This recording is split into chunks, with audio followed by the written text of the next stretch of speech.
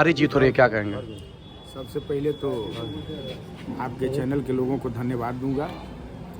और जीत, चूँकि प्रत्याशी तो इंडिया गठबंधन के थे ही थे, लेकिन यहाँ जनता चुनाव लड़ रही थी और ख़ास तौर पर जनता ही चुनाव जीती है। घोसी उपचुनाव के बाद घोसी मुख्य चुनाव में भी आप लोगों ने ओम प्रकाश राजभर को करारी शिकस्त दे दी। ये तो हमने पहले भी आपको बताया था कि घोसी उपचुनाव के रिजल्ट को घोसी लोकसभा में जनता तब्दील करेगी। क्या लगता है कि ओम प्रकाश राजभर की अब इस राजनीतिक स्थिति क्या है?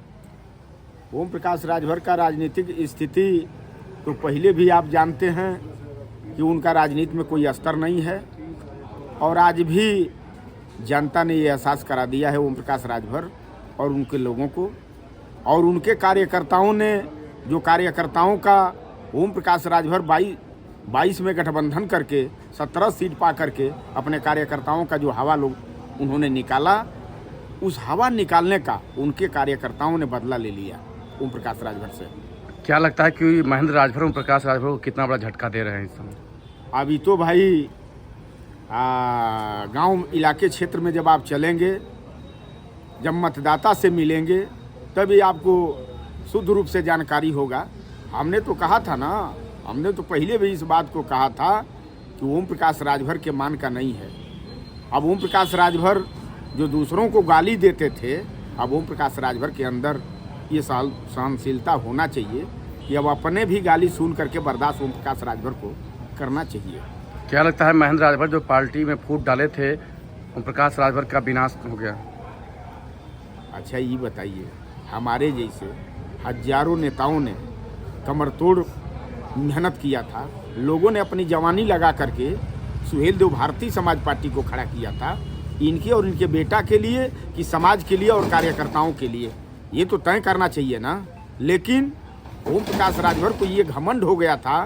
धरती पर आपको बतावें, धरती पर एक रावण जैसा व्यक्ति घमंडी था कि रावण से भी अगर कोई बड़ा घमंडी व्यक्ति है तो उस व्यक्ति का नाम ओम प्रकाश राजभर है। अब महेंद्र राजभर की राजनीति का अगला कदम क्या होगा?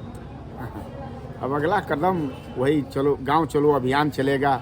संगठन को हम लोग और मजबूत करने का काम करेंगे। संगठन के बल पर ही ना कोई जंग या कोई लड़ाई जीती जा सकती है। बताया जा रहा है कि इस चुनाव में ओम प्रकाश के हार के बाद महेंद्र राजभर का कद बढ़ गया है। हम तो उतना ही हैं, जितना कद हमारा पहले था आज भी उतना ही कद है। राजनीतिक कद बढ़ गया आपका। चलिए, आप लोगों की चर्चा थी कि ये आप लोगों की मेहरबानी है। आप लोगों की मेहरबानी के दम पर हम कार्यकर्ता संघर्ष निकल करके करने का काम करते हैं। चुनाव के दौरान एक चीज़ सामने आई थी कि ओम प्रकाश राजभर हेलीकॉप्टर चलते थे, महेंद्र राजभर भी हेलीकॉप्टर से घूमने लगे।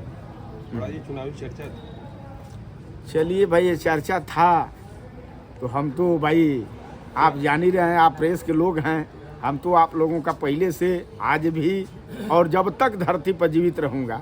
हम तो 17 में जब आप लोगों ने चुनाव लड़ाया तो अकेले दम पर 90,000 वोट तो पाए नहीं थे। आप ही सरीखे भाई लोग कंधा मिला करके मेरे साथ 90,000 आप लोगों ने वोट दिया और दिलवाने का आप लोगों ने काम किया। और महेंद्र राजभर संकल्प लिया है, जब तक धरती पर जीवित रहेगा तब तक मऊ में, और मऊ नहीं पूरे पूर्वांचल, पूरे उत्तर प्रदेश के किसी भी जनपद में जहां तक लोगों से मुझसे लगाव है, जो लगाव आज के 10 बरस पहले था वही लगाव आज भी रहेगा।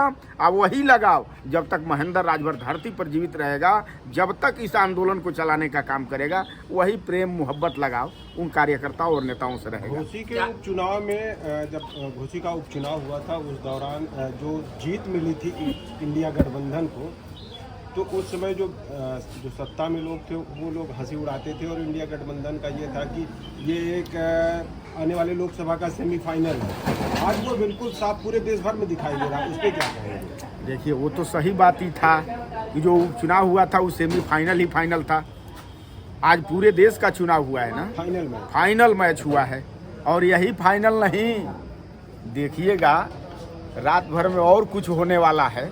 जब हो जाएगा तो खुद ही आप लोगों को पता चलेगा कि नया बड़ा परिवर्तन कुछ और होने वाला है। आप लोगों ने बड़ा संघर्ष किया है।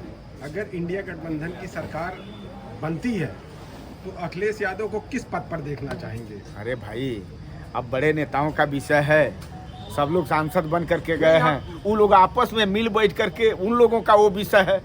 जहाँ तक हम लोगों का विषय और हम लोगों का काम रहा, तहाँ तक हम लोग संघर्ष करके वोट डाले और डलवाने का काम किए। नहीं वो तो सही है, लेकिन नहीं मतलब सुन आप लोगों की- लीजिए, नहीं सुन लीजिए, यहाँ के लोगों की क्या राय है? हमारी किस उसमें देखना हमारी है? बात सुन लीजिए।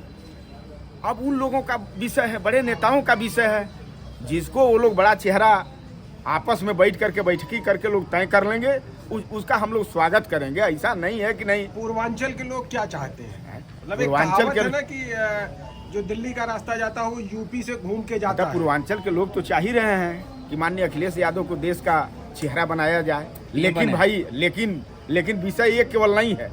विषय ये है कि भाई बड़े धुरंधर नेता इस आप लोगों लोगों में की चुनाव मांग क्या जीते है? हैं। आप मांग बताइए हैं? अपनी।